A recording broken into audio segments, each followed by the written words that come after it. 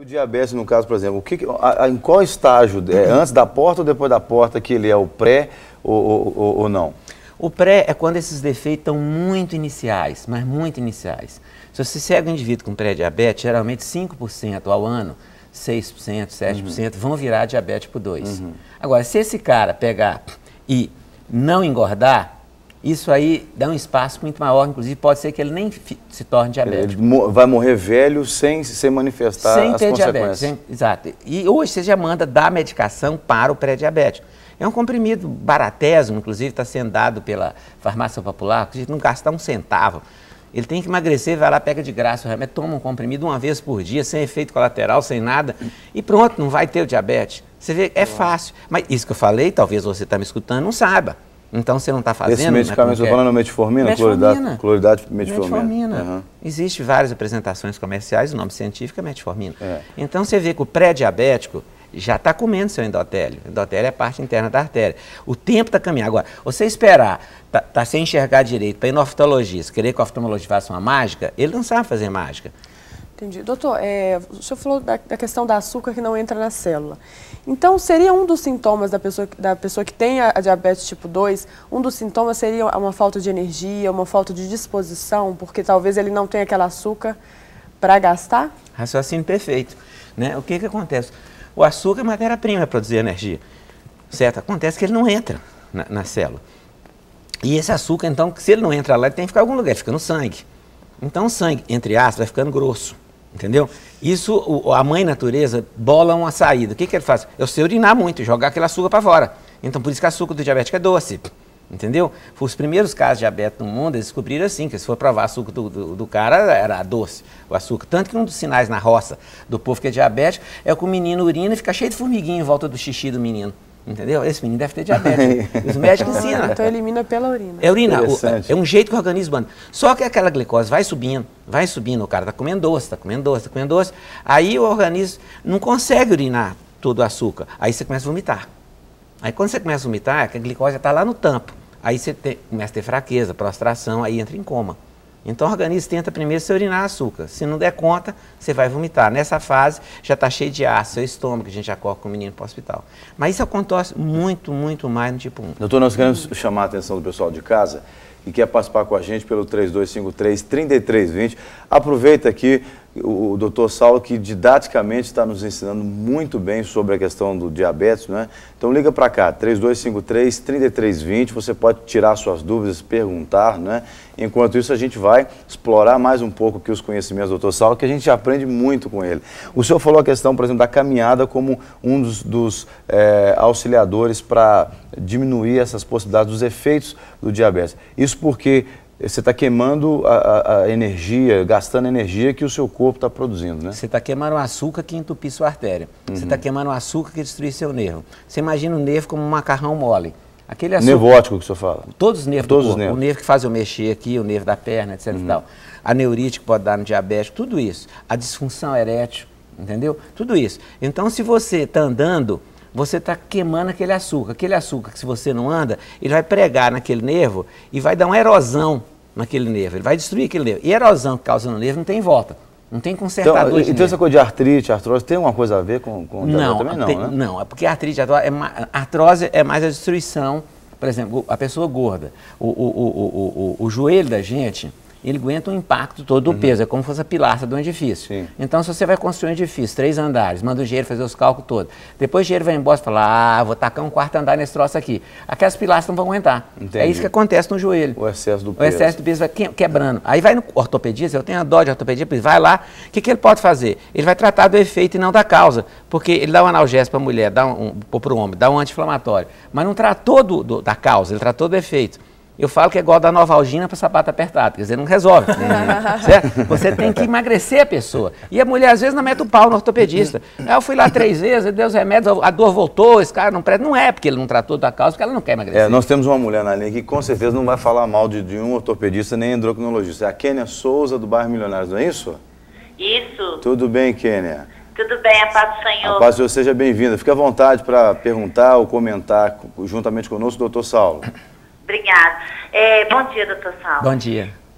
Eu gostaria de perguntar o seguinte, porque a minha mãe ela é diabética, meu pai também é. Minha família assim, tem uma genética, a maioria das pessoas são diabéticas. E eu gostaria de saber o seguinte, calafrios à noite, suor, tem alguma coisa a ver com diabetes? Não, calafrio não tem a ver não, não tem relação não. Agora, se sua mãe e seu pai, seus parentes, tios são diabéticos, provavelmente são do tipo 2, você tem que fazer 3 coisas para evitar que você seja diabético. Você tem que dar sua caminhada de 30 minutos por dia e você deveria não ter excesso de peso. Agora, isso é importante porque são hábitos que a gente cria, igual a gente criou o hábito de escovar dente, tomar banho, a gente não consegue ficar sem tomar banho, sem escovar dente. Mas você pega às vezes um pivete lá que não tem esses hábitos, ninguém ensinou, ele fica 1 ano sem escovar dente. Então, hábito você cria, você pode criar o caminho da caminhada, não é caminhar porque o doutor chato mandou não, é você caminhar porque você escova dente, você toma banho, aquilo é entrar na sua vida. Ah, entendi. Okay. Muito obrigada, viu? Nada, Obrigado pela participação, Kênia. Obrigada. E, por exemplo, doutor, as pessoas conseguem viver muito bem controlando o diabetes, mas a questão da dieta tem que ser realmente uma coisa que se observa com muito rigor, né? Assim, mas quando eu falo rigor, eu não estou dizendo, por exemplo, que o indivíduo nunca mais vai poder comer alguma coisa daquilo que está na lista da dieta dele, mas ele vai ter que diminuir drasticamente o consumo de certos alimentos, né? O que houve foi um boom da indústria alimentar. O dia que eu for presa é porque a indústria alimentar me prendeu. Somos testemunhas. Vocês são testemunhas. É porque descobriram a maneira de ganhar dinheiro. Quer dizer, hoje qualquer programa é para comer. Ninguém te chama para nada a não ser para comer. Repara para você ver. Então vamos cortar o café da manhã aqui, agora não tem mais. Viu? Mas tem que ter o café da manhã, você tem que se nutrir. Quer dizer, houve uma inversão. Alimento que devia ser nutridor virou fonte de prazer. Eu brinco até com as meninas bonitas no meu consultório, fico assim, meu tempo de namorar é diferente. Hoje o rapaz pega a moça da casa dela e vai pro barzinho, certo? E vai lá cerveja, batata frita e salaminha, etc e tal. Quer dizer, não pode namorar sem cerveja, batata frita, guaraná, bolo, não pode fazer isso. Isso é uma data mais especial, convida a menina para jantar fora. Então virou. A pessoa liga para você, ô, bem, vamos lá em casa hoje à noite, para quê? À noite, queijo e vinho. Nós vamos fazer uma lasanha. Fala até o cardápio, vai fazer uma lasanha. Vamos no meu sítio, vai ter uma feijoada. Quer dizer, isso é que é importante mudar. É você mudar, você descobrir que tem outras fontes de prazer. Inclusive, biblicamente falando, glutonaria, isso é pecado. É pecado. Dizer, a Bíblia fala que o Deus do povo se tornou o estômago deles. A gula é um pecado mortal. Então, a pessoa começar a mostrar que tem outras fontes de prazer. Você acha, sair com seu marido, seu namorado, você pode ir para um cinema, para um show, para um teatro, para dançar. Por que tem que sair para comer? Então eu falo para meus clientes o seguinte, janta antes de sair de casa à noite. Senão, você vai, seu marido chama assim, vamos no cinema hoje? Aí já está incluído o pacote, a pipoca antes e a pizza depois. Já está incluído, é o pacote. Não, então o que tem que ser feito é uma reeducação alimentar. Alimentar e também a mente tem que ser educada. Isso. Porque realmente tem pessoas até que têm compulsão alimentar. Eu tenho uma dificuldade, por exemplo, com doces. Eu gosto muito de doce e eu sei que eu tenho que me controlar mais. Tem outras pessoas que têm compulsão mesmo por qualquer tipo de comida. Então é aquilo que às vezes a pessoa é ansiosa e ela vai, tudo dela ela desconta na comida. Então na verdade teria que ser feito um acompanhamento, talvez até com psicólogo, com endocrinologista e fazer essa reeducação, né, doutor? Claro, Luciano, eu vou te dar aqui uma dica muito boa. Antes de dar essa dica, guarda a dica, porque nós temos o Carlos Alberto na linha falando com a gente. Alô, Carlos, bom dia, seja bem-vindo. Bom dia, doutor Saulo. Bom dia, cara. Fica à vontade. Doutor Saulo, eu sou diabético tipo 2 e já tenho 57 anos, tenho problemas coronarianos. É um garoto. Muito obrigado. Eu fui fazer uma operação de revascularização e fiquei internado no pré-operatório para que fizesse essa operação, medicado, com dieta super rigorosa. Mas mesmo assim, meu diabetes se manteve alto. O estresse é algum fator assim, que pode aumentar o diabetes? Sim, isso é verdade. Quando você está estressado, você libera 2 hormônios na corrente sanguínea, que é a cortisona e a adrenalina. São os hormônios da reação, que nos dá a possibilidade de reagir. Vem um sujeito querer me matar ou com um revólver em mim, Deus libera adrenalina e cortisona para mim ter capacidade de reação, até para correr de medo do cara, ou enfrentar ou correr, entendeu? Adrenalina e a cortisona. E esses 2 aumentam muito a glicose no sangue. Então, você está indo para um bloco cirúrgico, fazer uma revascularização, é claro que você está ansioso, claro que você está tenso. Então, Deus libera em você a cortisona, a adrenalina, para te dar a capacidade de reação. Essa capacidade de reação é a capacidade até de viver, de você ter a capacidade de lutar contra aquela cirurgia, lutar no sentido positivo. É energia para o corpo, exato. Né? Então, o estresse realmente aumenta a glicose. O estresse não faz ninguém ficar diabético, a pessoa fala. Porque às vezes a pessoa fala, depois que eu separei, eu fiquei tão tenso, fiquei... Não, não foi isso não. Isso foi apenas uma coincidência. Igual o dia que eu usei camisa amarela, eu fiquei diabético. Quer dizer, não tem nada a ver. Mas que se você sendo diabético, você tiver um estresse, a glicose sobe sim, isso é verdade. Está esclarecido. Mais alguma pergunta? Não. Carlos? Eu achei estranho, né, esse fato ocorrido comigo, mas ficou bem esclarecido. Muito obrigado. Tá bom, eu te agradeço. Obrigado você pela participação. Interessante a colocação dele, porque eu também conheço um caso, antes do senhor me dar minha dica, porque estou ansiosa para escutar. Não vai comer doce porque você está ansiosa. Não, eu quero aprender com o doutor. Mas eu vi um caso de uma pessoa que, no momento de estresse, ela não sei se desenvolveu ou se veio à tona, né, a diabetes do tipo 1.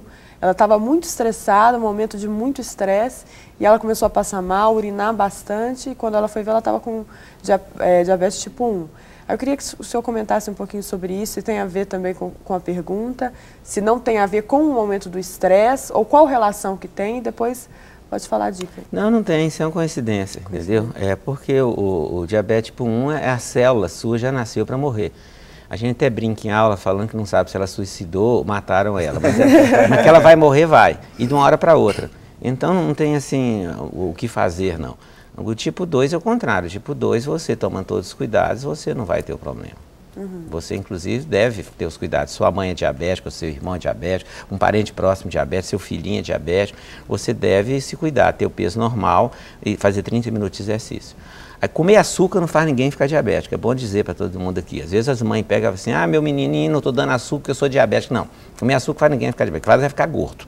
Comer açúcar não tem problema. O diabetes não pode comer açúcar, mas comer açúcar não faz ninguém ficar diabético. Okay? Agora, a dica que o senhor vai me dar, eu acho muito interessante, porque a gente vê, é muito comum você ver nessas revistas de dieta, dica para compulsão por doce. Então, muitas mulheres, principalmente... Vou ter que te interromper de novo, porque a Isamara está dizendo que nós temos mais uma participação ao vivo. Tadinha da Lu. Vamos saber quem está na linha com a gente. Alô? Oi. Quem está falando? Júnia. Oi, Júnia, tudo bem com você? Está falando de Belo Horizonte, não é? Fica à vontade, parece que você tem uma pergunta muito importante. Eu quero saber sobre diabetes gestacional. Que pergunta bem feita. Parabéns, Júnia. Se quando está positivo, a pessoa continua com a diabetes. Vamos dividir isso aqui, essa pergunta são em duas. Diabetes gestacional e diabética que engravida. São duas coisas diferentes. Como 50% dos diabéticos não sabem que são diabéticos, às vezes uma diabética engravida, e ela não sabia que era, ela fala que é diabetes gestacional, mas não é. Diabetes gestacional é um tipo de diabetes extremamente leve que ocorre na gravidez, geralmente em torno ali da 28ª, 32ª semana de gravidez. Então, toda grávida, nesse período, tem que fazer um teste para ver se ela tem diabetes gestacional. O diabetes gestacional, ele é bem light e, geralmente, ele é culpado da mulher ter neném grande e pesada, que as meninas nascem com 4,5 kg, 5,5 kg, 6,5 kg. Você tem que pensar que ela teve um diabetes gestacional. Qual que é o problema do diabetes gestacional? É quando você acompanha essas mulheres que tiveram diabetes gestacional, a chance é alta de desenvolver diabetes tipo 2. Geralmente, também igual ao pré-diabetes. Ela é mesmo nível pré-diabetes. 5 a 10% ao ano vão se tornar diabetes tipo 2. Agora, se elas engordarem, aquelas mulheres que engordam 20 quilos na gravidez, ou se depois da gravidez ela acomoda, deixa a vaidade de lado, ela triplica a chance de ficar diabético. Então, diabetes gestacional é um tipo de diabetes bastante light, que aparece em torno da 28ª, 32ª semana de gravidez, desaparece no dia do parto, e se acompanha essas mulheres, 5 a 10% do ano vão se tornar diabéticas. Então, um grande truque é essas mulheres já fizeram o tratamento para como se fosse pré-diabética e não ser gorda.